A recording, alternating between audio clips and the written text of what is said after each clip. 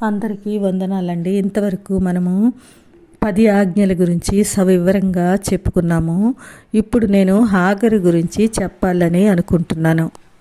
ఆమె ద్వారా మనం ఏం పాఠాలు నేర్చుకోవాలో, మన జీవితంలో ఏం మార్పులు చేసుకోవాలో తెలుసుకుందాము. ఇక్కడ ఆదికాండం 16:13 చూసుకుంటే, చూచుచున్న దేవుడవు నీవే. ఇది హాగరు దేవుడికి పెట్టిన పేరు. హాగరు అంటే అర్థము పలాయనము అని. మనం ఆదికాండం 16 మొదట్లో 1వ వచనం నుంచి చూసుకుంటే, అబ్రాం భార్య అయిన సారయి అతనికి పిల్లలు కనలేదు. ఆమెకు హాగరు అను ఐగుప్తీయురాలైన దాసి ఉండెను. హాగరు ఈమె ఐగుప్తు నుండి వచ్చిన దాసి. ఆమె అబ్రాం ద్వారా గర్భవతి అయిన తర్వాత తన యజమానురాలైన సారైని నీచంగా చూడడము ప్రారంభించింది. తన సంతానహీనత్వం వలన ఆమె తన దాసి వలన దూషణ పాలయ్యింది. ఇది నేటి సమాజంలో కూడా మనం చాలా వరకు చూస్తూనే ఉంటాము. సంతానం లేని వారిని చూచి అపహాస్యం చేయడం, వారిని చిన్నచూపు చూడడం, ఏవేవో మాటలతో బాధించడము, వాళ్ళ యొక్క లోపాన్ని ఎత్తి చూపించడము. ఈ విధంగానే హాగరు కూడా సారా పట్ల ప్రవర్తించింది. ఇది సారా తట్టుకోలేక ఆమెను పంపివేయమని తన భర్త అయిన అబ్రహాంకు చెప్తుంది. అందుకు అబ్రాము, ఇదిగో నీ దాసి నీ చేతిలో ఉంది, నీ మనసు వచ్చినట్లు దాన్ని చేయమని సారాయితో చెప్తాడు. ఇంకా సారాయి దాన్ని శ్రమ పెట్టడం మొదలు పెడుతుంది.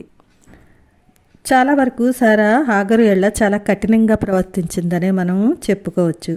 సారా ప్రవర్తనకు తట్టుకోలేని హాగరు చిట్ట చివరకు అక్కడి నుంచి పారిపోవాలని అనుకుంటుంది. ఆ విధంగా పారిపోయింది కూడా. ఏకాకిగా గర్భవతిగా పారిపోవడం చాలా కష్టం. ఎన్నో బాధలు, ఇబ్బందులు, కష్టాలు ఎదుర్కోవలసి వస్తుంది.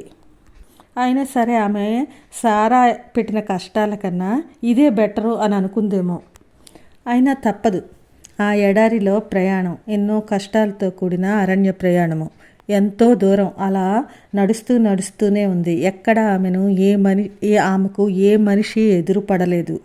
ఆమెను ఆదుకునేందుకు అక్కడ ఎవ్వరూ లేరు. అంతా నిర్మానుష్యము, నిశ్శబ్దము, గుండెల్లో అంతులేని భయం. అలా అరణ్య మార్గంలో, సీనాయి మార్గంలో, షూరు మార్గంలో ఉన్న నీటి బొగ్గ దగ్గరకు వస్తుంది. ఆ నీటి బొగ్గ దగ్గర ఆమె కొంతవరకు తన దాహాన్ని తీర్చుకొని సేదతీరే ఉంటుంది. కానీ ఆమె యొక్క అంతరంగ బాధ, తన మనసు విప్పి చెప్పుకోవడానికి ఎవ్వరూ లేరు. అంతులేని దుఃఖం, చక్కటి కుటుంబ జీవితం, అన్ని వస్తువులతో కూడిన జీవితం, తనకున్న అహంకారం, గర్వంతో పోగొట్టుకోవలసి వచ్చింది. ఎక్కడ మనిషి సంచారమే లేదు. అంత ఎడారి. ఎప్పుడు ఏ అడవి జంతువులు వచ్చి దాడి చేస్తాయో అనే ప్రాణభయము. తన స్వదేశం వెళ్ళాలి అంటే ఎంతో నడక. అసలే గర్భవతి, నడవలేక నడుస్తుంది. ఆమెకు ముందు ఏం జరుగుతుందో తెలీదు. భవిష్యత్ అంతా అగమ్యగోచరము. మహాభారమైన దుఃఖము, అంతులేని ప్రయాణము. ఎక్కడ తన బాధను చెప్పుకునే నాదుడు కూడా లేడు.